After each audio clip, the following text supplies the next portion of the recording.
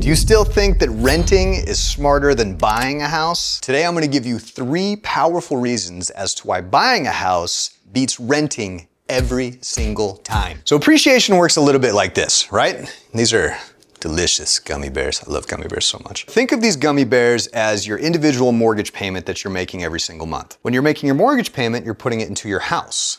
But what appreciation does is it sneaks up and adds a little extra without you even doing anything. Compared to paying rent, it's going nowhere. But you keep making those mortgage payments every single month, appreciation sneaks up on you, adds a little extra. And this slowly happens over time until you're finally ready to sell that house. You recoup all of the money that you put into the house, plus a little extra.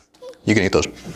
Next up, amortization. This is one of the most fascinating things in the world, and I know I'm gonna lose a lot of people with the word, but let me show you the power of amortization. It is something I can only really explain by showing it to you, so let's go. So here is my handy dandy mortgage calculator. I just put in a loan amount of $300,000 and I put in a 7% interest rate. I know, I'm probably gonna scare some people with that, but this is for example purposes. This is considering a 30-year fixed mortgage. As you can see, loan term in years 30, payments made per year 12. You make your payments once a month. Pretty self-explanatory stuff here. First of all, let's look at something scary. This is what 30 years of mortgage payments looks like broken down.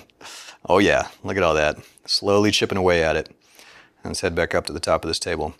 Another scary number to look at. Total interest paid on a $300,000 loan is $418,526.69, which means you spent over $700,000 if you go the full term at that rate over 30 years.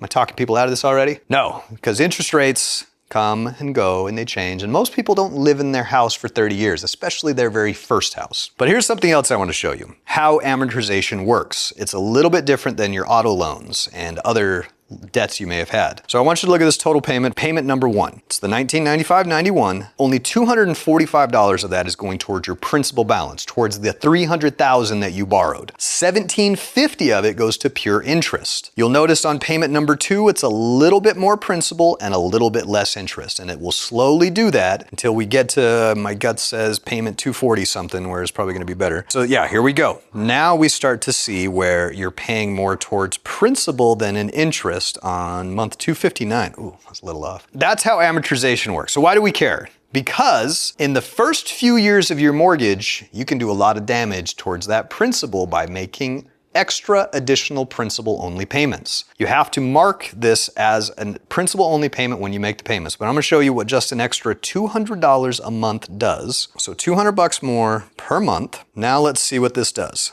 Now, only $200 more per month, but over the course of that 30 years, if you were to stick with it, you would be now only paying total interest of $301,000. You'd save $54,800 total, and it would be paid off in 275 months instead of 360 months. That is the power of extra principal payments in the beginning part of the loan. You can plug any number into this, any extra amount that you have. You can get really strategic on how quick you can pay your house off. So just because you're getting a 30-year mortgage doesn't mean you have to pay it for 30 years. Here's the other thing. Let's get rid of this extra $200 and let's refinance. Let's refinance to a 5% interest rate. Let's see what that does. Sorry, we're getting nerdy here. This is where it gets fun for me. So at 5%, so we've gone from 7% to 5%. Look at that! Interest has gone down to $279,000 compared to much, much higher. Because I already forgot what the number was at 7%. I know interest rates being higher right now seem like a bad thing. If you are short on money, if you do not have hundreds of thousands of dollars, 20, 30, 40, 50K, if you have less than $10,000, now is your time to buy a house, because now is the opportunity, because so many other people either can't get in or they see numbers like that and it scares the shit out of them. Try to think a couple years into the future. Try to think 5 years into the future. Where will things be then? What will home prices be, and where will interest rates be?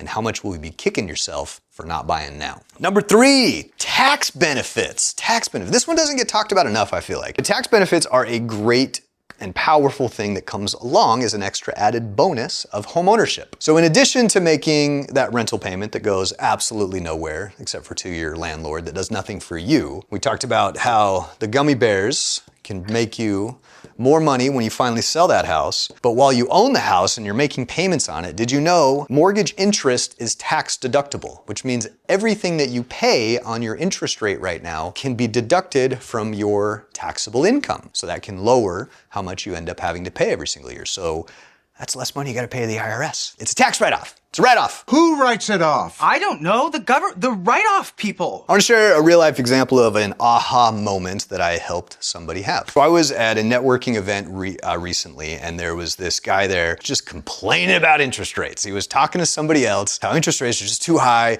how he owns a home right now, and he has over $400,000 of equity, but it's a waste because if he gets a home equity line of credit, it's going to be 10, 11%. Even though he could use that money to purchase a house, an investment property that would make him money, that would cover the amount of money he's spending on his equity line payments and the mortgage itself. That's the whole Robert Kiyosaki, buy things to help make you money, right? That's the whole concept of what I teach. But again, you have to be in homeownership and have that equity to do it. So this individual was somebody that had the ability to do that, and he didn't like that interest rates were 10%.